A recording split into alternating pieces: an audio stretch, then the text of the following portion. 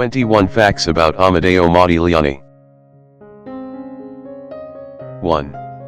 Amedeo Modigliani was born in Livorno, Italy. At the time of his birth, his father, an Italian Jewish businessman, had recently declared bankruptcy. It is said that Modigliani's actual birth saved the family from ruin, as it was on the same day that creditors came to seize all of their assets, but, because of an ancient law, creditors were not allowed to take the bed of a woman in labor, so the family piled their most valuable belongings on top of her. 2. Modigliani suffered health problems throughout his life, beginning in childhood. He developed pleurisy at age 11, and caught typhoid fever just a year later. By age 16 he contracted tuberculosis, which would ultimately be his cause of death. 3.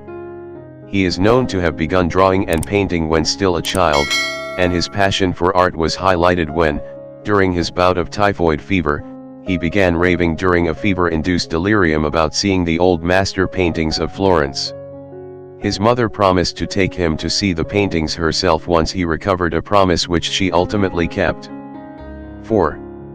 The artist was deeply interested in philosophy, having begun study of the subject as a young child. He was particularly influenced by the writings of Charles Baudelaire, Comte de Lautréamont, and Friedrich Nietzsche. 5. Modigliani attempted to enlist in the army when World War I broke out, but he was rejected because of his ongoing poor health. 6. When Modigliani initially moved to Paris in 1906, he presented himself as an academician artist, and former bourgeois. He was reserved, drank only in moderation, and decorated his studio tastefully with old master reproductions. All of this would be starkly at odds with the degenerate, vagabond nature he would come to be known for later in his life. 7. While living and working in Montparnasse, he began studying under the famed sculptor Constantine Brancusi, leading him to create a strong body of sculpture in his oeuvre. 8.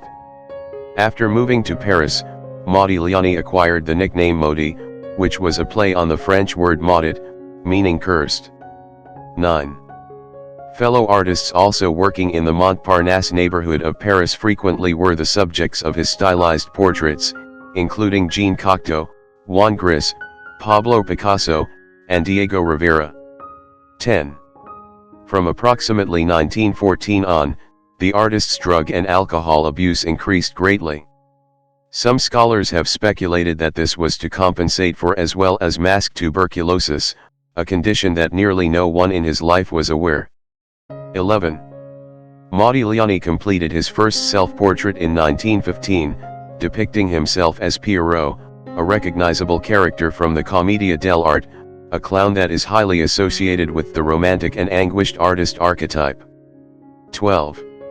The art dealer Leopold Zborovski commissioned several nudes between 1916 and 1919. He paid Modigliani a day rate of between 15 and 20 francs, supplied models and materials, and allowed him to use his apartment as a studio.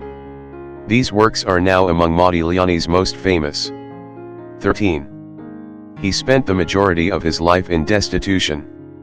He was largely unsuccessful in selling his work, and, when he did, it was never for very much, and most of the money he earned was used to support his substance abuse.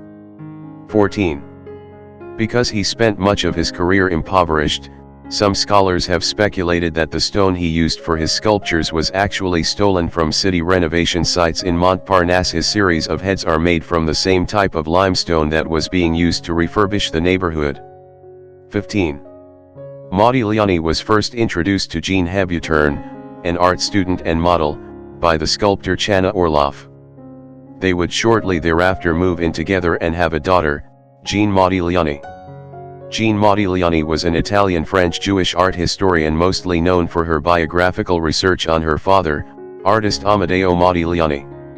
16. Modigliani had his first, and only during his lifetime, solo exhibition in 1917. However, as the story goes, a police officer passing by was so scandalized by his nude paintings that the show was forced to close mere hours after its opening for proclaimed indecency. 17. Some sources claim that the outrage and early closure of his solo exhibition was not due to the stylization of his work or the nudity, but rather the presence of pubic hair in his paintings of women. 18. Beginning in early 1918, Modigliani and Habuturn spent a year in France, and developed a strong social circle that included Pablo Picasso and Pierre-Auguste Renoir. 19. Habuturn, then Modigliani's fiancée, was 8 months pregnant with their second child when he died on January 24, 1920. A day later, devastated by his passing, she threw herself out of the 5th-floor window of her parents' home, killing both herself and the unborn child. 20. It was not until nearly a decade after Modigliani and Habuturn's death that Habuturn's family allowed her to be reinterred in Père Lachaise cemetery next to him. A single tombstone marks both their graves. 21. A vast number of works by Modigliani are now lost. Much of the artist's early work was destroyed by the artist himself, who deemed it immature and the product of his previous life as a dirty bourgeois.